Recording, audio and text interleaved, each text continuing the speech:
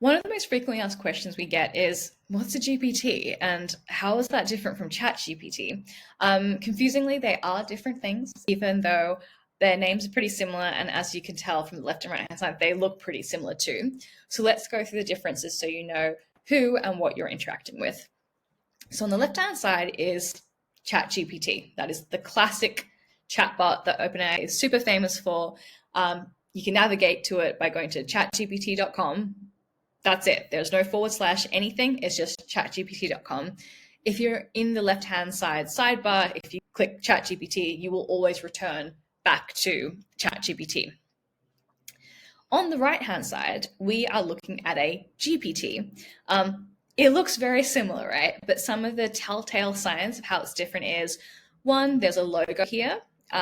There's not a logo when you look at ChatGPT. Secondly, that there's a title of the GPT, whereas when you're on ChatGPT.com, it just says what I help with. And finally, it'll say the developer name, because a key difference between ChatGPT on the left and one of these GPTs on the right is that ChatGPT has been developed purely and exclusively by OpenAI, versus GPTs are sort of been developed by individuals or businesses that are separate to OpenAI, and that developer name will be listed here when you're interacting with a GPT. And so you can think of GPTs as basically customized versions of ChatGPT. So what OpenAI has done is allow developers to sort of build on top of the basic ChatGPT, fine tune it, give it extra capabilities and functionalities over and above what the base ChatGPT chatbot can do. And so that's the difference. So hopefully that part is clear. You might be wondering how I can navigate and find like, where do all these GPTs live? So basically, if you're in the sidebar, if you click Explore GPTs, it will open up this GPT Store page. So if you want to navigate to it directly, it's chatgpt.com/GPTs. We are now in the OpenAI GPT Store. And so every single GPT on this page has been developed by a developer. And so again, you'll see all these names here, and these people are not employed by OpenAI. These are like third-party developers.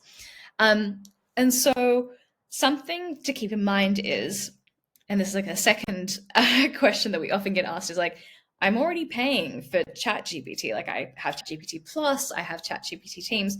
How come I'm being asked again to pay when I'm interacting with some of these GPTs?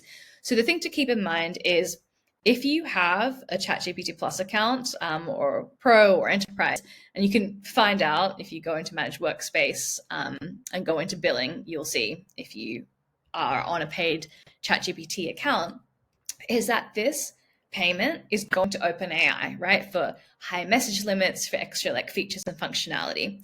This money that you pay to OpenAI does not go to any of the developers who are making these apps. And so sometimes, while many of these GPTs are offered for free, some of them are a bit more premium, and those developers might ask you to pay a separate subscription, and that money will go directly to the developer of that particular GPT. It doesn't go to OpenAI. So that's it. I hope it's a lot clearer now when you're dealing with ChatGPT versus a custom GPT, and why sometimes there is an additional charge when you interact with certain premium GPTs.